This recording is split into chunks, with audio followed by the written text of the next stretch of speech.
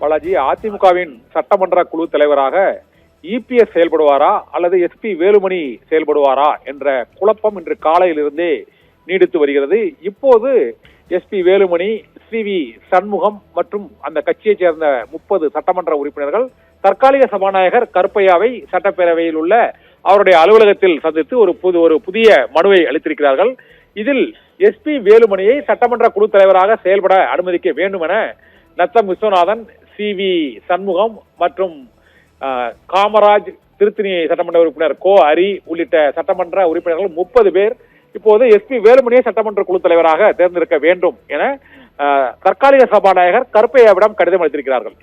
இதற்கு முன்னதாக 17 எம்எல்ஏக்கள் கையெழுத்துடன் அதிமுக பொதுச் செயலாளர் எடப்பாடி பழனிசாமி தம்மை அதிமுக சட்டமன்ற குழு தலைவராக அறிவிக்க வேண்டும் என கூறி அவர் கடிதம் அறிவித்திருந்தார். அதை ஒப்புக்கொண்டு அவரை அதிமுக சட்டமன்ற குழு தலைவராக தற்காலிக சபாநாயகர் கருப்பையா அறிவித்து விட்டதாக செய்திகள் வெளியாகின.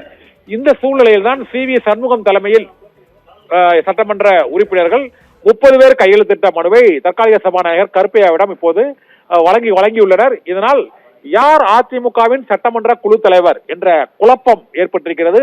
அதிமுக எம்எல்ஏக்களில் 2 அணிகளாக செயல்படுகிறார்கள். இபிஎஸ் தலைமையில் ஒரு அணி மற்றும் சிவி சண்முகம் தலைமையில் ஒரு அணியாக செயல்படுகிறார்கள்.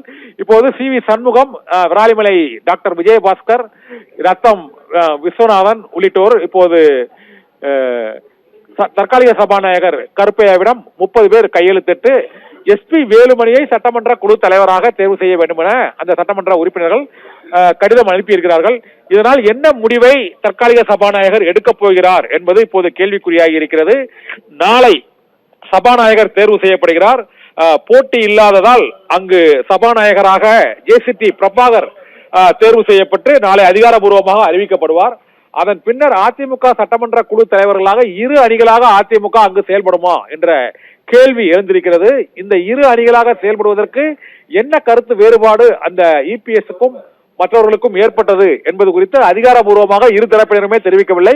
இன்று காலை எடப்பாடி பழனிசாமியிடம் செய்தியாளர்கள் கேள்வி எழுப்பியதற்கு அதிமுகவில் எந்த பிளவும் இல்லை என்று கூறிவிட்டார். அதன் பின்னர் 17 சட்டமன்ற உறுப்பினர்களின் கையெழுத்தோடு தம்மை அதிமுக சட்டமன்ற குழு தலைவராக செயல்பட அனுமதிக்க வேண்டும் என எடப்பாடி பழனிசாமி தற்காலிக சபாநாயகர் தற்காலிக கருப்பையாவிடம் அதை கொடுத்திருந்தார். இப்போது அதற்கு போட்டியாக அதிமுக சட்டமன்ற குழு தலைவராக எஸ்பி வேலுமணியை அறிவிக்க வேண்டும் என அங்கு வேலுமணி, சிவி சண்முகம் மற்றும் விஜயபாஸ்கர் உள்ளிட்ட 30 சட்டமன்ற உறுப்பினர் கையெழுத்திட்ட ஒரு புதிய மனு அளிக்கப்பட்டிருக்கிறது. இந்த 2 மனுக்களில் எதை ஏற்று தற்காலிக சபாநாயகர் கருப்பையா நாளைக்குள் அறிவிப்பாரா அல்லது புதிய சபாநாயகராக ஜேசிடி பிரபாகரன், அவரும் முன்னாள் அதிமுகவின் வில்லிவாக்கம் தொகுதி சட்டமன்ற உறுப்பினராக பல ஆண்டுகள் அங்கு பணியாற்றி அங்கு ஓபிஎஸ் அணி மற்றும் இபிஎஸ் அணி ஒருங்கிணைப்பு குழு ஆகியவற்றில் பணியாற்றியவர், அதிமுகவின் உள்கட்சி குழுப்பத்தை நன்கு அறிந்தவர். அவர் சபாநாயகராக தேர்வு செய்யப்பட்ட பின்னர் அவர் இப்போது தாவேகாவில் நின்று 1000 வழக்கு தொகுதியில் வெற்றி பெற்று அவர்